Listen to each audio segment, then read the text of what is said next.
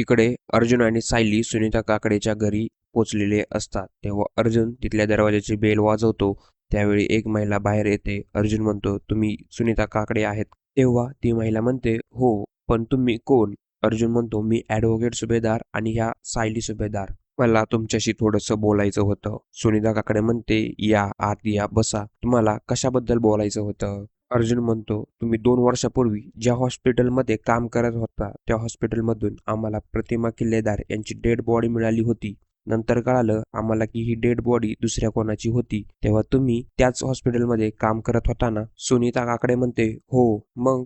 सायली म्हणते, मग तुम्हाला त्या मृतदेहाबद्दल काय आठवतंय का? म्हणजे तुम्ही तो पुढे कोणाला दिला, त्याचं पुढं काय केलं? तेव्हा सुनीता म्हणते, अहो त्या हॉस्पिटलमध्ये दिवसाला 100 केस यायच्या आणि आम्ही रोज 10-12 बॉडी हँडल करायचो आणि मला नोकरी सोडून 2 वर्ष पूर्ण झाले. तेव्हाच आता कसं आठवणार? सायली म्हणते, काहीतरी आठवण्याचा प्रयत्न करा. तेव्हा सुनीता म्हणते, मला नाही आठवत, तुम्ही या आता. त्यावेळी अर्जुन म्हणतो, सुनीताताई, तुम्ही हे काम कितीही लपून छपून केलं तरी एक डेड बॉडी बाहेर काढायला थोडं तरी पेपरवर्क करायला लागतं. सुनीताताई, तुम्ही जर असंच खोटं बोलत राहिला ना तर तुम्हाला आयुष्यभर जेलमध्ये पाठवण्याची जबाबदारी माझी राहील. सुनीता घाबरते आणि म्हणते, नाही नाही, मला जेलमध्ये नाही जायचं.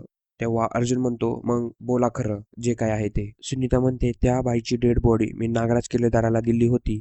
त्यानेच मला पैसे देऊन एका बाईचे वर्ण सांगितलं आणि म्हणाला, या वर्णाची डेड बॉडी हॉस्पिटलमध्ये आली की त्याला पळवायचं आणि तेव्हा मला पैशाची खूप गरज होती म्हणून मी हे सगळं केलं. अर्जुन म्हणतो, तुम्ही नागराज विरुद्ध कोर्टात साक्ष देऊ शकाल का? पुढील एपिसोडमध्ये सुनीताचं उत्तर काय असेल हे आपल्याला येणाऱ्या भागात पाहायला मिळणार आहे.